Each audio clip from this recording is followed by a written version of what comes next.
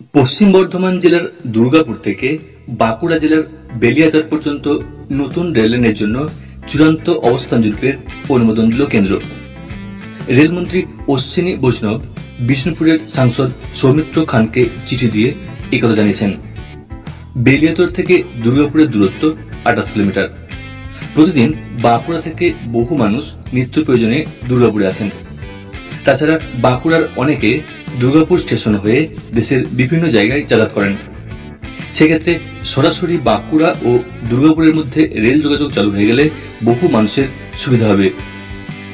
সাংসদ সৌমিত্র খান দীর্ঘদিন ধরেই এই দাবি নিয়ে রেলমন্ত্রীর কাছে দরবার করেছেন। এবার চূড়ান্ত অবস্থান জরিপের অনুমোদন চলে আসায় বিষয়টি অনেকটা এগিয়ে গেল বলে মনে করা হচ্ছে।